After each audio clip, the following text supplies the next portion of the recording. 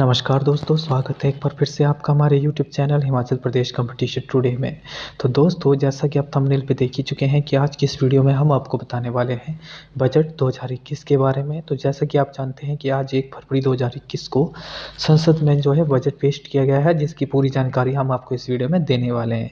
उससे पहले अगर आपने हमारे यूट्यूब चैनल को सब्सक्राइब नहीं किया है तो सब्सक्राइब कर लें और आने वाली हर नोटिफिकेशन पाने के लिए साथ में बेल आइकन को प्रेस कर दें। चलिए दोस्तों, आज की इस वीडियो को हम शुरू करते हैं।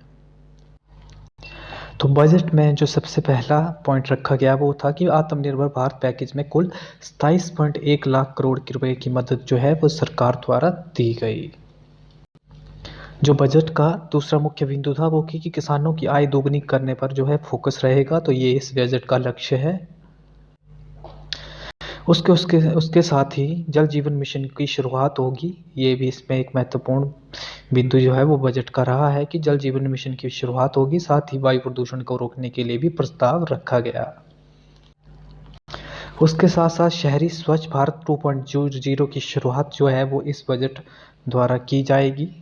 और इसके साथ साथ उन्होंने जो है सबके लिए शिक्षा, महिला सशक्तिकरण पर फोकस करने तथा शहरी स्वच्छ भारत 2.0 की शुरुआत, उसके साथ साथ मिशन पोषण 2.0 की भी होगी शुरुआत।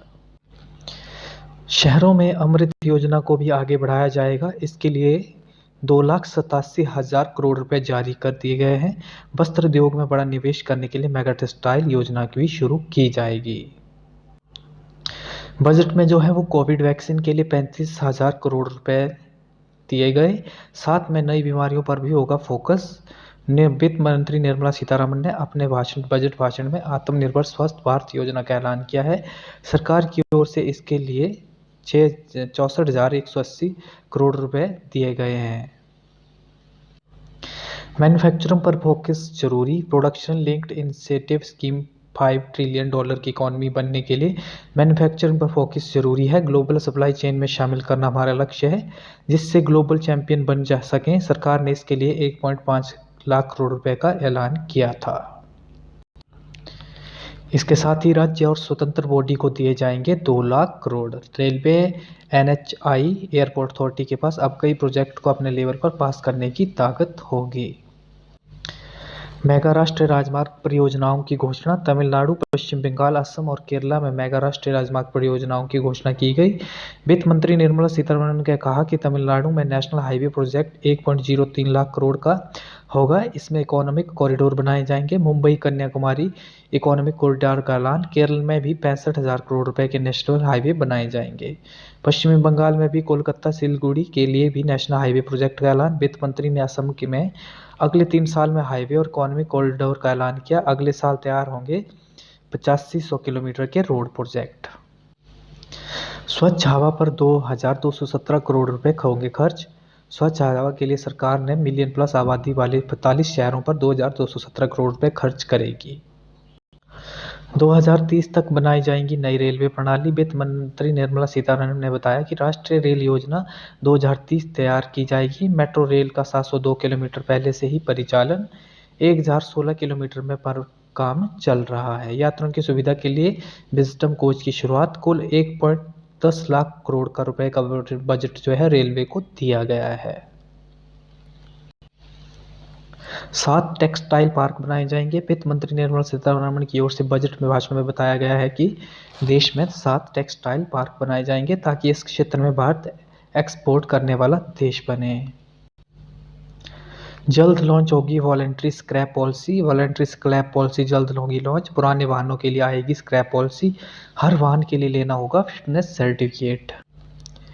बिजली क्षेत्र के लिए ऐलान। बिजली क्षेत्र के लिए भी ऐलान किया गया। सरकार की ओर से 3 लाख करोड़ रुपए से अधिक लागत की स्कीम लॉन्च।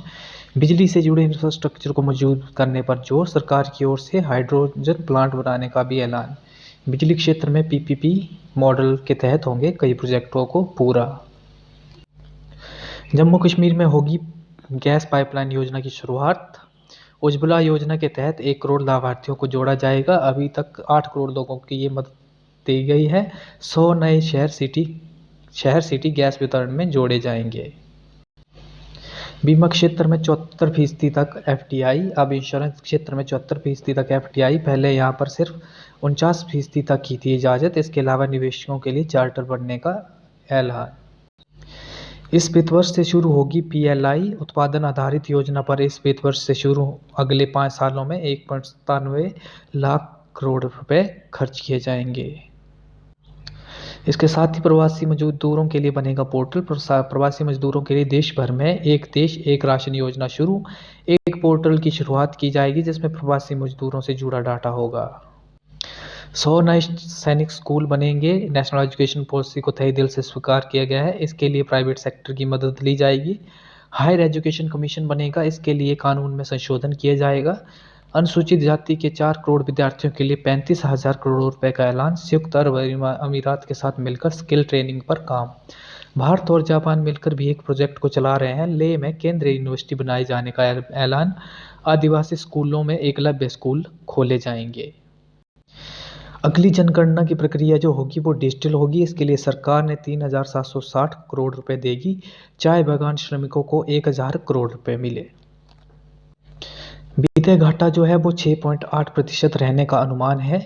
इसके लिए सरकार को 80,000 करोड़ रुपए की जरूरत होगी जो अगले 2 महीनों में बाजार से लिया जाएगा। इमरजेंसी फंड 30,000 करोड़ रुपए। वित्तीय वर्ष में खर्च का लक्ष्य जो है वो 34.5 लाख करोड़ रखा गया है। इसी साल दिसंबर में होगा Gaganyaan mission. New space India limited इस बार PSLV CS51 को लॉन्च करेगा। गगनयान मिशन का मानव रहित पहला लॉन्च इसी साल दिसंबर में होगा। डिजिटल पेमेंट को दिया जाएगा बढ़ावा। देश में डिजिटल पेमेंट को बढ़ावा देने के लिए सरकार ने जो है 1,500 करोड़ रुपए का आवंटन किया है।